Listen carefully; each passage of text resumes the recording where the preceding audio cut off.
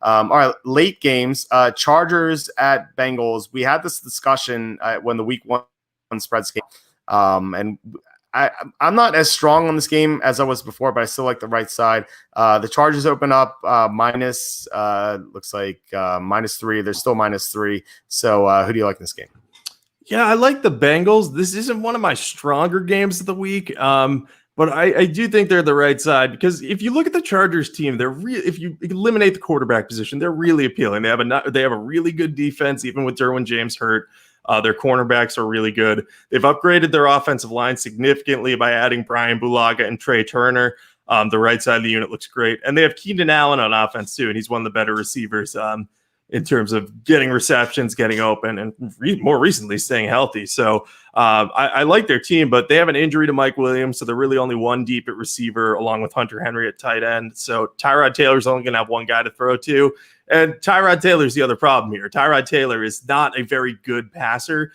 He's accurate short and sometimes intermediate, but he can't really throw the ball deep.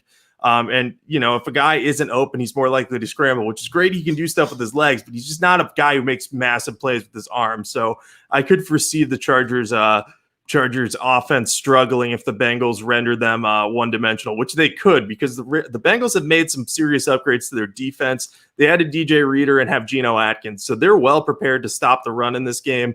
Austin Eckler's better as a receiver out of the backfield than he is handling a full workload between the tackles. So I think they're going to focus on trying to eliminate the run and make Tyrod Taylor beat them, the Bengals, that is.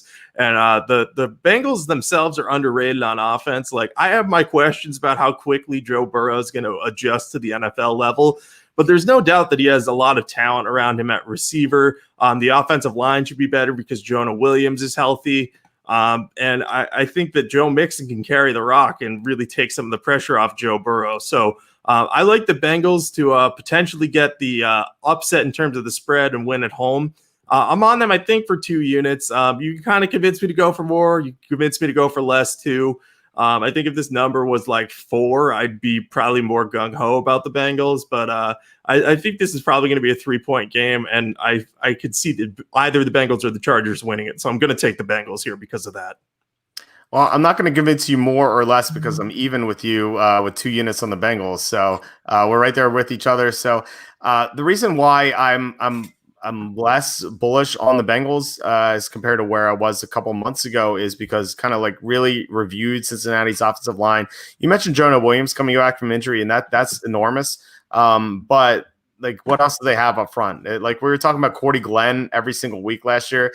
Now we don't have to because he's not there anymore. And kind of wish that he was there, because if Cordy Glenn were on this team as a bookend across from Jonah Williams, I would like the Bengals a lot more, but I'm worried that they won't be able to block what the Chargers have up front. Like, the Chargers have such a great pass rush, so it seems like such a big mismatch for the Chargers in that regard. Like, that's the biggest mismatch in this game. So the Chargers pass rush versus Cincinnati's pass protection.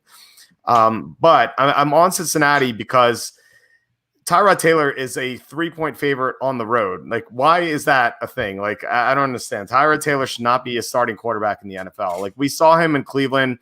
He was awful. I know it's the Browns, but, Taylor's he's not gotten any better. And with Mike Williams presumably out, the Chargers' offensive line is better, but I still don't trust their left tackle. I still don't trust Mike Pouncey to be what he was once upon a time. So I don't trust the Chargers pass protection either. And the Bengals, like you said, added some good players to their defense. Like, I like their defensive line a lot, so they should be able to win in the trenches as well. So I think this is going to be like a 13-10, 16-13 game. I don't know who's going to win, but if it's going to be a 3-point game, I would take the +3. So I'm on Cincinnati for 2 units.